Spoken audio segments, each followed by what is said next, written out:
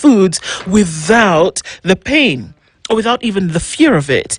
Imagine that stone cold ice cream or that hot cup of coffee, just the way you like it. You don't have to imagine it anymore, though, because Sensodyne is here to give you the ultimate relief from tooth sensitivity. And how do we know that? Well, because it is the #1 recommended brand by dentists. And with One World Oral Day coming up, with World Health Oral Day coming up, we're reminding you that a happy mouth is a happy mind. And to get this, Sensodyne is giving you 50% off of select products to keep your teeth strong. Grab your pack from any Carrefour, Naivas, Chandarana or Quick Mart stores only between the 20th and the 23rd of March. Sensodyne for tooth sensitivity relief and everyday oral health. All right, as we get into another conversation for this hour, we're going to be looking at the effects of the USAID withdrawal on refugee support in Kenya. And our next guest is already seated on the hot seat, and that is John Burugu, who is the Commissioner for Refugee Affairs, and he is already here with us this morning. Good morning, John. Good morning to you. Karibu sana.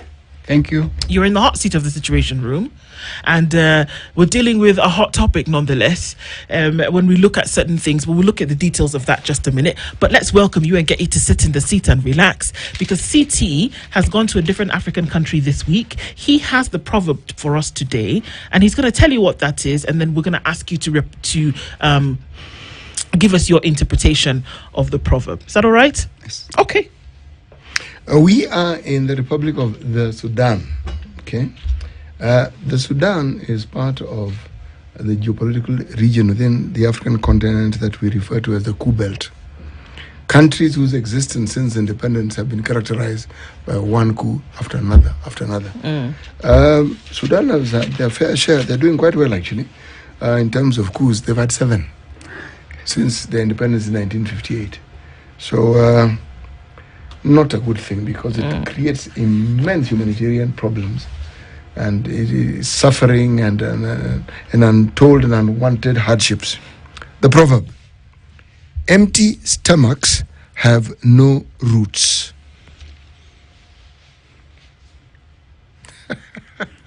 Burugu, what do you think this proverb means?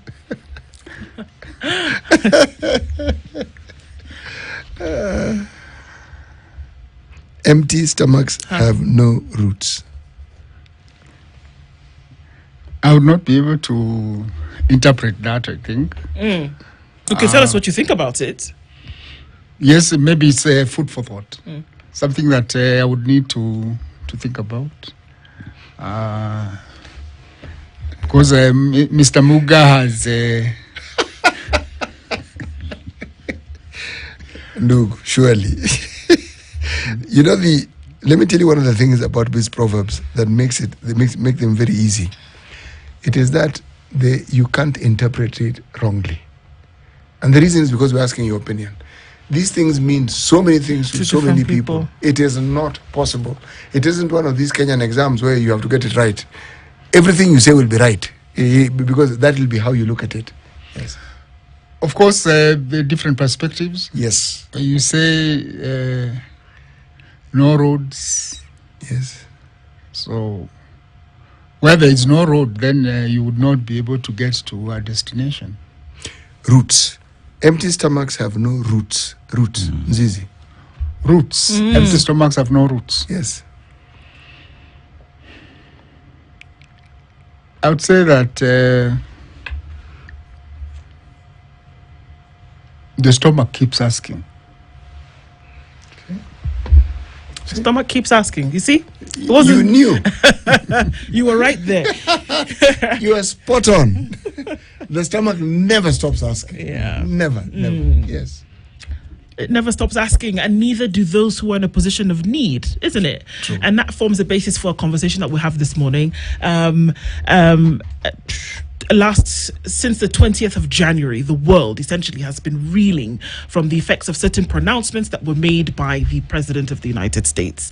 And that was as concerns aid that, development programs that would essentially either come to a halt or would be severely impacted by the reduction of these much needed funds in different areas. And the area of refugees does not fall out of this. It is right there. And, as the Commissioner for Refugee Affairs, we're looking at Kenya as a host nation for quite a number of refugees. I believe it is second after Ethiopia on the continent, second after Ethiopia. And so hundreds of thousands of people been through the refugee program over the last 20 to 30 years, whether we're looking at those that were taken in from Central Africa, whether we're looking at those who were taken in from the Horn, wherever there was a conflict, even outside of the region, Kenya has played host. Now, this has been funded by a lot of dollars that come from outside the region, outside of Africa. So what threat, essentially, does the reduction of this funding then pose towards the status of care for refugees in Kenya? That's the conversation that we'll be having today, and let's go into that. First of all, did it hit when the announcement was made, and how? Of course, the announcement hit us unexpectedly, because we have hosted refugees since independence. And if you allow, when we got independence, we had about 20,000 refugees. And then they had what we call free movement. Over time, in the early 80s, we continued to get influx, especially after 1971, Idi Amin and such, more Ugandans, mainly professionals. Some were doctors, others were teachers. And then the numbers grew, and we had 13 small camps: Utange, Jomvu, Thika, Garissa, Kakuma. And in 1990, when Said Barre government fell in Somalia, then the influx would be about 200 in a day, in a week. And that influx necessitated the government to invite the United Nations High Commission for Refugees to support in the emergency response, together with the International Red Cross and the other agencies. And the government also resolved to merge or to locate the camps in Dadaab and also Kakuma and merge the 13. So the current existing refugee camps were gazetted then in 1990. And from there, the numbers have been growing. Today, we have 836,907 registered refugees and asylum seekers, mainly from East Africa, Horn of Africa, and the Great Lakes region. And we also have refugees from as far as Afghanistan. The distribution is 423,000 in Dadaab and 302 in Kakuma, 302,000, and 110,000 in the refugee, in the urban areas, mainly 60% in Nairobi, Nakuru, Eldoret, Mombasa. How many did you say are in Dadaab, sorry? Dadaab 423,000. 423, okay. Yes, and 302 in Kakuma. In Kakuma, right. Of that population, 475,000 are from Somalia, constituting 56% of the refugee population in the country. And 196,000 are South Sudanese. Traditionally, we have been supported by United Nations High Commission for Refugees, UNHCR. World Food Program provides a humanitarian assistance, the monthly token, the minimum basket per family. And other agencies like UNICEF provide child care, child medication, education support. International Refugee Committee provides, as an implementing agency of USAID, provides medical attention. And therefore, I would say that the support that we get from USAID is mainly in the medical area. They run and have set up a whole level 4 hospital. It is in Kakuma. And that hospital is funded in terms of the medical personnel, pharmaceutical and non-pharmaceutical by USAID. Okay. Through the support by the implementing agency, that is IRC, International Refugee Committee. International Refugee Committee, with the announcement, has laid off 100 staff. What does that mean? It means that refugee access to our 19 health facilities in the two camps of Dadaab and Kakuma will be affected substantially because the medical personnel have now to be provided by the government, which the government preparedness is not there. And of course, you already see the challenges that are there with our medical personnel across the board. So that is compounding the challenge and access of medical staff. Lactating mothers will not get attention. Prenatal and postnatal, all those issues in relation to the refugees and the host community will be affected because such a big facility was accessible and enjoyed by the host as well as the refugees. And so that is a challenge that we have in terms of direct, that is medical. Right. Does it stop immediately? Or are we saying that it's a today you wake up tomorrow situation where lactating mothers will not get the nourishment that they need, whereby you will not be able to see that medical care is given to those who might walk into a camp facility? Is it immediate? It is immediate. As we speak, we are grappling on how do we bridge the gap? How do we manage the situation? Because what has been reviewed is only and given a waiver is only UNHCR continued support on protection, resettlement, and advocacy on the aspect of the refugee registration and documentation. The aspect of USAID, they are supposed to focus on life-saving issues, not those ones which are off their mandate. And therefore, humanitarian, again, World Food Program has also been affected. It's not funded through USAID.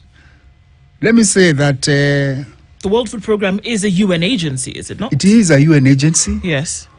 And let me paint the picture about the dire straits that we have in terms of humanitarian assistance and the changing humanitarian landscape globally. In 2023, World Food Program was providing 60% minimum basket, meaning the nutrition, the token was available up to 60%. 2024, it came down to 45%. Okay. 2025, we are at 40%.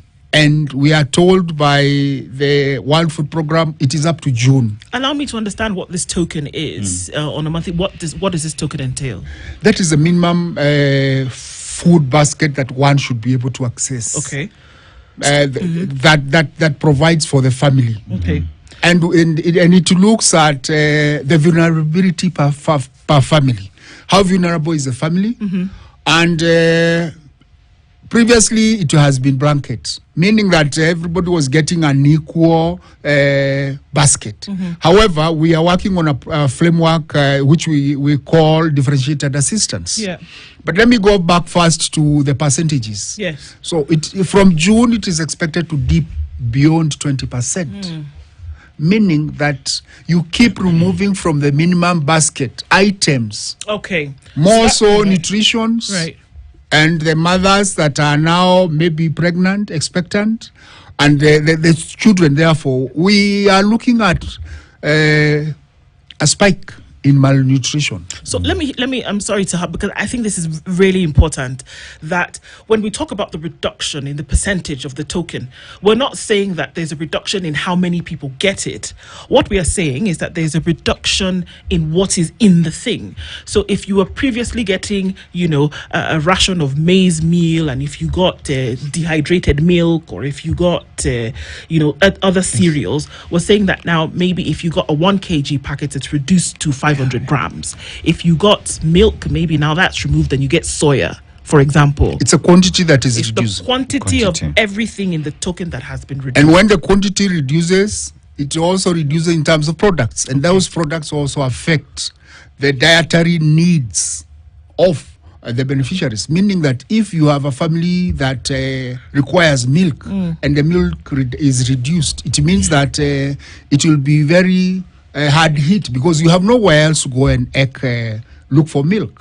And therefore, those nutritional needs will be affected, overall affecting the health of the family. Yeah. So, John, as you talk about the effect of the cut from USA, now how that is affecting your operations, there is now the aspect of the fact that refugees are under international laws, and as those that are seeking asylum here and whatnot are here rightfully under the international law. And here is the government of the day, the government of Kenya, has the responsibility to shoulder these because they are in their territory. But the government of the day would say, we do not have the muscle to extend this support because we have our own people to think about. Now, is it then the government of Kenya having these discussions in order to be able to get further assistance to be able to run their affairs? Is that conversation ongoing? There's what we call shared responsibility. Mm-hmm. The unsustainability of managing refugees started way back in 2016 when the UNHCR took a resolution to the General Assembly. And then the New York Declaration was made where countries were called upon to look for innovative and sustainable ways of managing their refugees. Mm-hmm. That was followed by what we call the Global Compact on Refugees. What measures, what aspects of sustainability and strategies would you have as a country? Because globally, yes, the UN Convention obligates a host country and a signatory to the UN Convention of 1951 to be able to receive, protect, and of course give access to services and support them. And that has been ongoing. But globally, there has been that reality of the unsustainability of the humanitarian approach. And subsequent to that, the principle of shared responsibility, Global Compact on Refugees, where the international community steps in to support the host country. Kenya has done its international obligation, welcoming, receiving, protecting. Of course, we have invested quite a lot of substantial resources in terms of protecting the camps. The host community have also donated community land in Garissa and well as in Turkana. And a lot of other Kenyans bear a lot of support. Let me put it to you that even when we talk about IRC and USAID support in the medical area, Kenyan government, through the normal allocation, gives support. Ministry of Education again gives support in terms of access to education. And we run what we call a LIM scholarship that supports the refugees. So the taxpayer of Kenya already is bearing a cost. Not to speak about the aspect of the security. Security, yes. So the government has already borne its responsibility. Open its doors, what we call open door policy. And again, we now have set up camps. And it's for those who are able to work, they are living within the urban areas. We have provided them with a movement pass to stay and change of address from the camp to the urban area. But that is just 110,000. All others are in the camp. And let me say this, there are three durable solutions. What we call durable solutions is a sustainability avenues that a refugee may be supported. One is a third country resettlement, where we get quotas. America, Canada, Austria, Norway, Netherlands, and all. I would say since 2013, 98,000 are the ones who have migrated to and resettled to Austria and other countries. And let me also paint this picture. In 2016, when President Obama was leaving, Kenya was getting an annual quota of 5,000 refugees to be settled in America. When Trump came in, president, by the time he left in 2020, we were down to 800. Okay. Meaning a reduction. That was a serious scale down. Right now, 2025 is a no.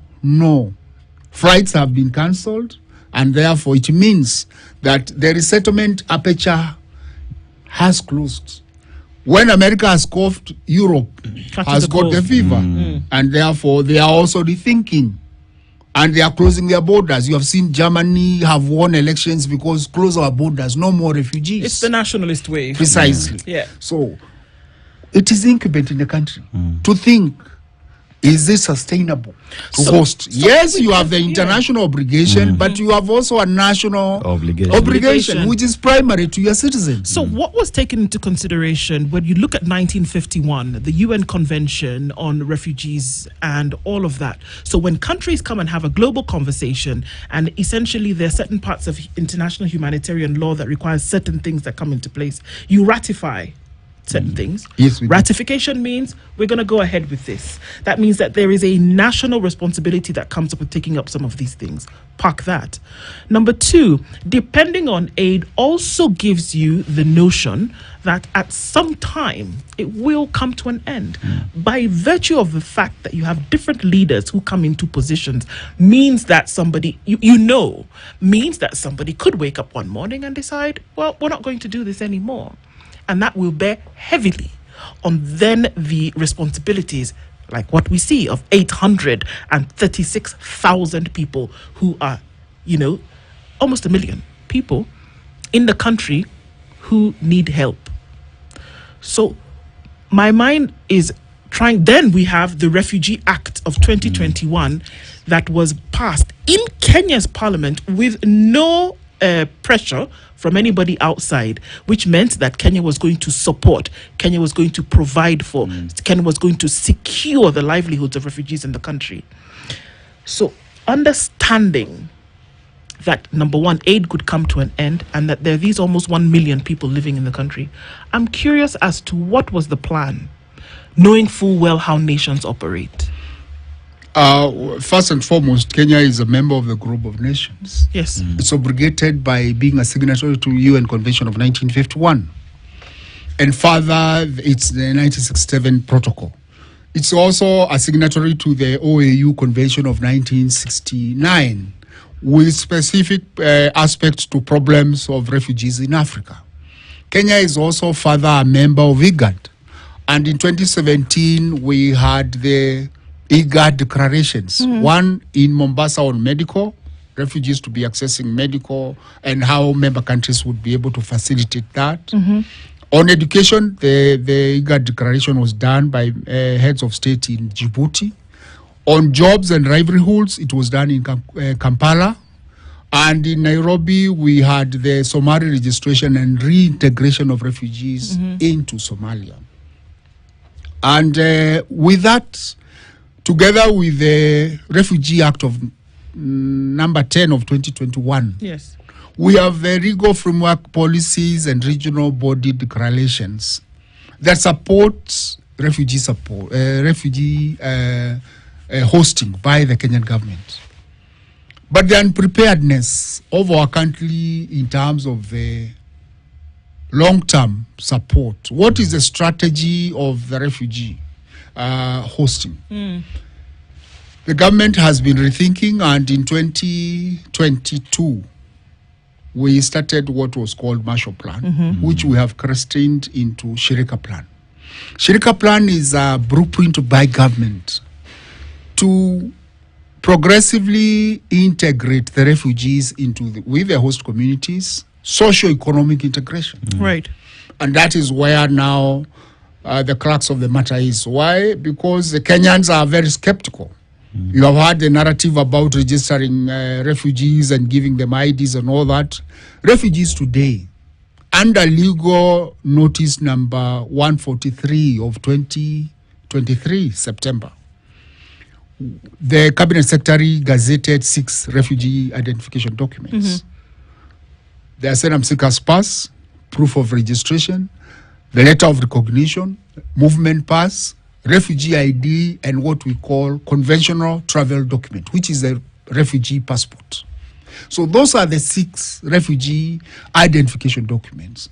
And further to that, Shirika Plan first is supposed to come and include the refugees into the productivity of the country, opening the frameworks that support them to move from the camps to integrated settlements. There are 6 programs that are running as interventions to support the sustainability of refugees and the transformation of refugee hosting areas to commercial hubs. One is Kenya Primary Early Learning Program, which started in 2022 with a $60 million support or grant by World Bank, looking at addressing the unequal education outcomes of these regions. Supporting expansion of schools, we have 49 camp-based schools. Okay. And accreditation of teachers, provision of hot meals, sanitary towels to the girls, that is education. And offering scholarships. And last year, we offered 8,000 scholarships to refugee children and host community, and they are spread across our national schools. We have Kenya Urban Support Program 2. That is where the Dadaab and Kakuma have become municipalities. Okay. And their infrastructure of their amenities will be upgraded to a municipal status. Okay, let's take a break at this point and come back and see, okay, so then what could happen? What should happen? We know that funding has been cut, but what happens to these almost 1 million people in terms of their livelihoods? And we're going to come back and continue that conversation. John Burugu is the Commissioner for Refugee Affairs, and we're having a conversation about what happens after aid. Let me remind you that you can bite into your most favorite foods, take a drink from the ice cold drink that you normally enjoy, and you don't have to imagine what that would be without pain. You can actually live it just the way you like it. You don't have to imagine anymore, because Sensodyne is here to give you the ultimate relief from tooth sensitivity. And how do we know this? Because it is the #1 recommended brand by dentists. And with World Oral Health Day coming up, we are reminding you that a happy mouth is a happy mind. And to get this, Sensodyne is giving you 50% off of certain products. And to keep your teeth and your tooth health strong, all you need to do is grab a pack from any Carrefour, Naivas, Chandarana or Quickmart stores between the 20th and 23rd of March. Sensodyne for tooth sensitivity relief and everyday oral health.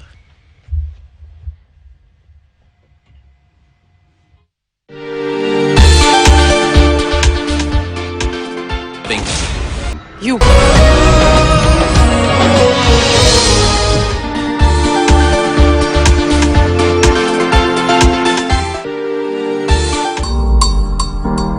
Our guest today is a multi-award winning lifestyle content creator.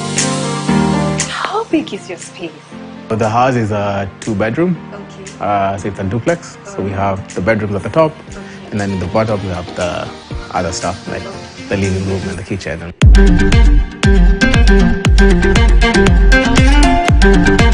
It's a showstopper. It looks like a heart. Yeah. Such a statement.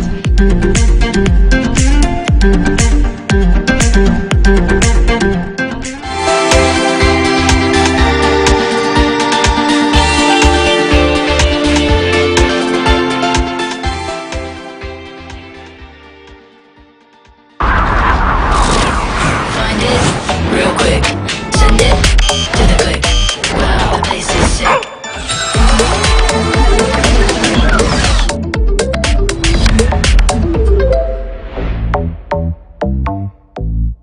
Dental tips brought to you by Sensodyne. The 2-minute rule. Brush smarter, not faster. Dentists recommend brushing for 2 minutes twice a day. Pair that with Sensodyne Toothpaste Advanced Daily Care. Sensodyne gives you long-lasting protections against sensitivity. I recommend Sensodyne because it works. It's brilliant.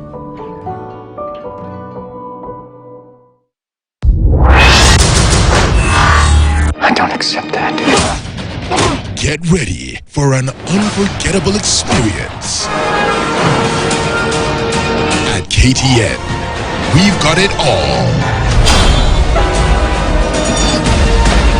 Hold tight, because the adrenaline rush is real. Our action-packed films will have you gripping your seat. Craving suspense? Hungry for adventure? Or just looking for that perfect escape? Whatever your mood, KTN is your ultimate destination for a movie experience.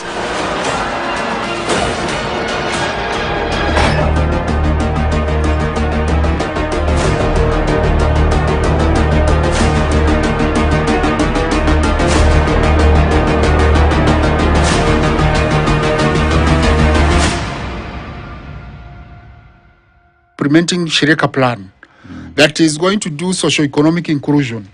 We are looking in between there also about the aspect of giving labor access, providing work permits to the refugees, ensuring that they operate within our business laws and frameworks, that those who are enterprising are able to make a living that way and make a contribution. Move away from folding hands into active contribution to the country. But overall, the country leadership must rethink, because even if for example, taking it that we will implement Shirika plan and it's successful progressively, where is the cut line? You look at the situation currently in Sudan and the knock-on effect to South Sudan. South Sudan is currently hosting 1 million refugees from Sudan. And that knock-on effect comes to Kakuma. Look at DR Congo.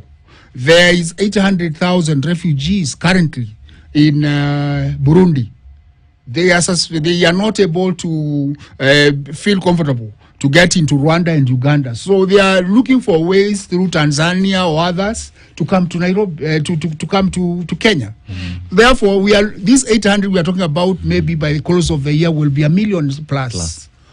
We are 5th in Africa and 13th globally, hosting refugees. The country needs to rethink the long term. For the immediate, we'll grapple with how to manage the refugee humanitarian stoppage. We will, in the immediate term, implement Shirika plan with the political goodwill of the host political leaderships. But there is that question by the bigger population, 51 million. Kenyans.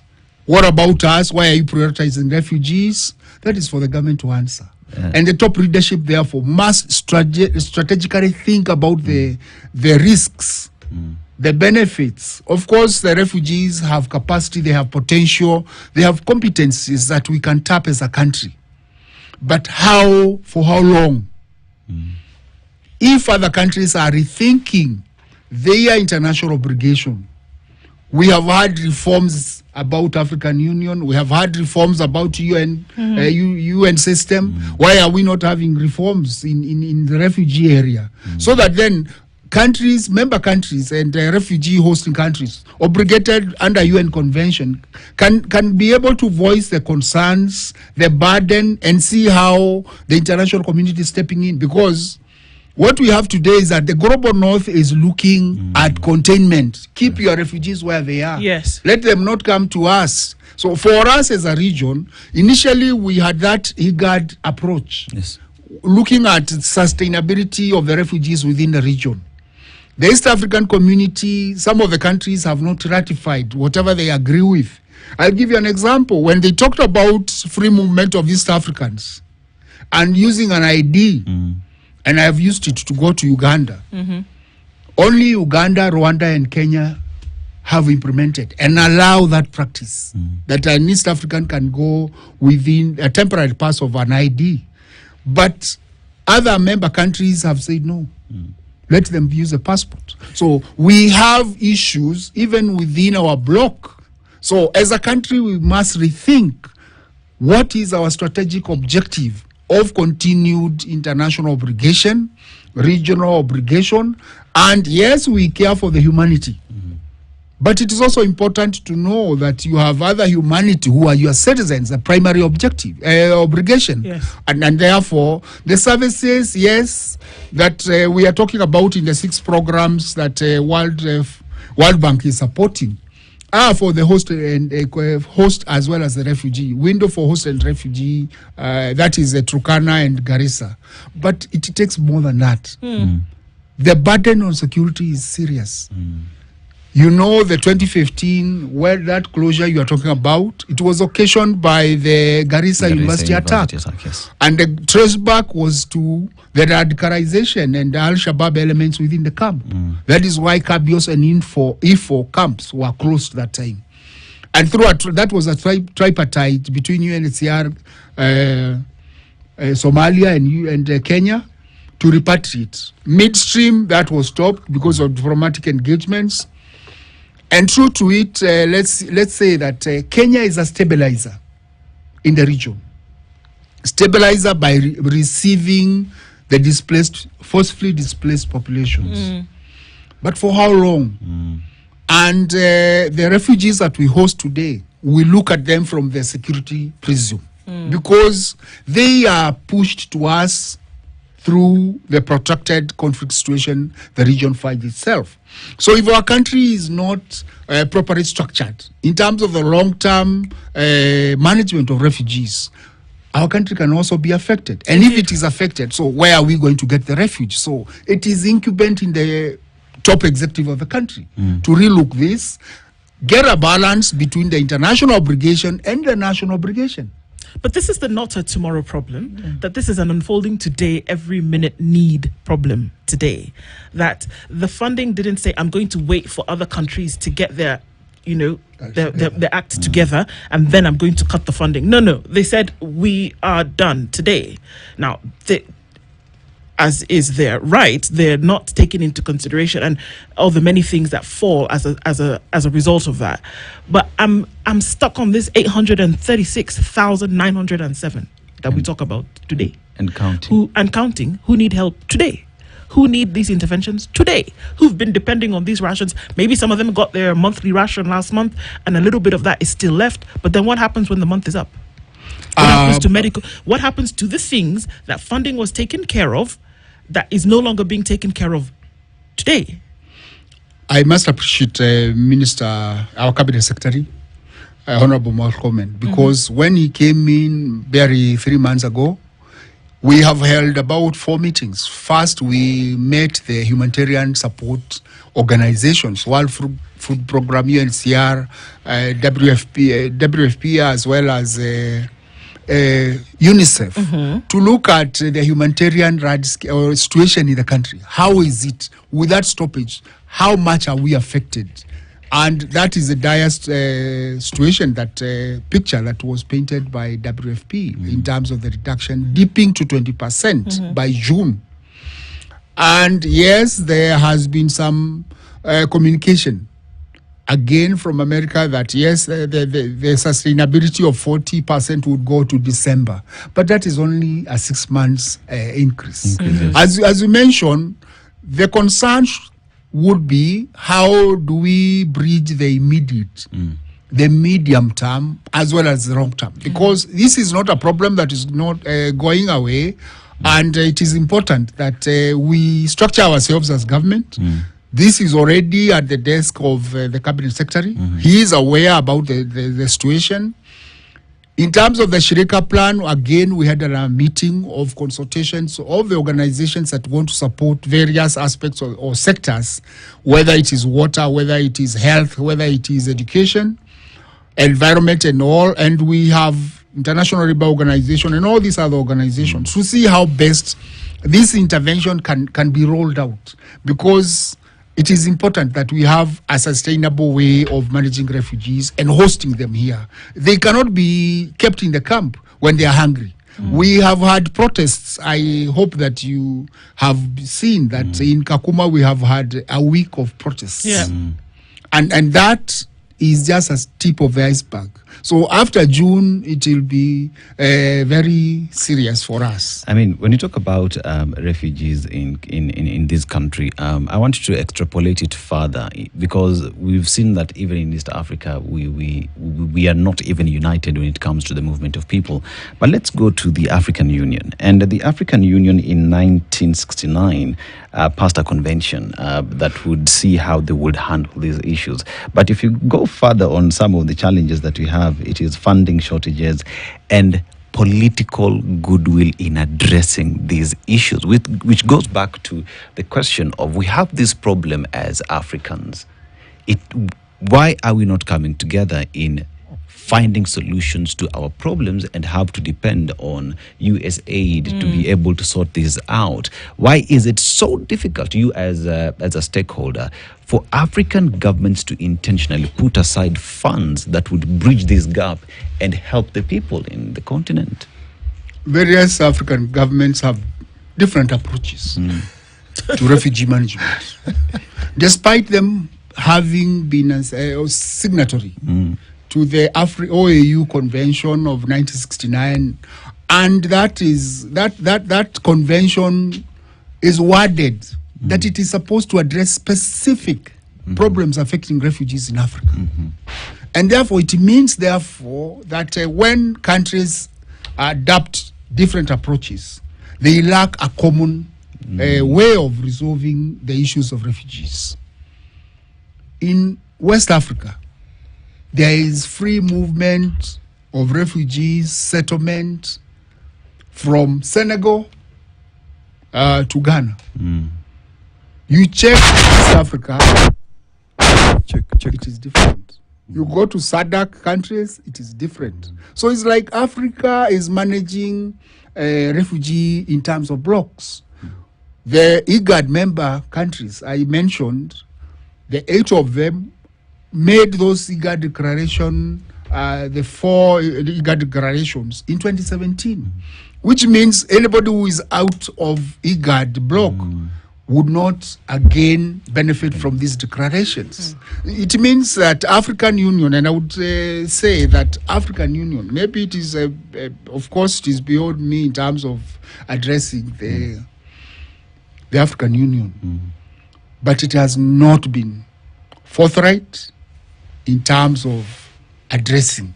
It has not been strategic in terms of addressing and the management of refugees. Like now, even with the stoppage, they have left every country to grapple with the challenges. There has not been a continental approach to the principle that America is obligated, like Kenya is obligated, like other African countries hosting refugees, and therefore the principle of shared responsibility, where we share the burden. I host them and you feed them. You support the other services, and I support the security and the hosting and documentation and education. So that shared responsibility principle has been neutered by American approach, but the African Union is quiet. So those are issues that obviously heads of state should be able to address. And back home, it is for us again as a top executive of the country to look at how best can they manage the 836 refugees, because the stoppage is not going to go away. It may temporarily be lifted. Yeah. But does that prepare the country? So there is need for country preparedness as in the management, overall management of the refugees, so that then they do not present a situation where they are competing for jobs with the Kenyans. The Kenyans feel that they are defranchised in one way or the other, and the priority is given to the refugees. We must balance the national obligation against the international one, and pursue the national interest and national security. You know, it is strange. If you look at our continent, every corner you turn, there's some form of turmoil taking place. Yes. And it contributes to this discussion that we're having now, because the citizens then leave. So when it comes to even assisting, if you have a government that is fighting for survival, because it's under siege from its own citizens, because it's an internal conflict. And that internal conflict has a ripple effect of displacing its citizenry. Even when they have relative peace, one doesn't get the impression that this idea of actually ensuring that there's peace in the country, because if they were at peace, there would be no issue of refugees. Refugees, yes. Exactly. So cause, consequences, effect. So as a country, we find ourselves between a rock and a hard place, clearly. Because we're doing what we can, what is humanly possible, but in the absence of help, because it becomes impossible. Yes, because we are having difficulties just meeting the obligations of the citizenry of the country. Now, if you give us an additional burden, in the absence of that help, How then is it possible? I think that is where now the call to leadership, where the balance must be struck. And the international obligation is not something that should cast the country into a situation where it cannot be able to take its position. You are obligated internationally, but the primary is the country. And we have strained in the resources of education, health, transport, environment, addressing our core issues, agriculture, food sustainability.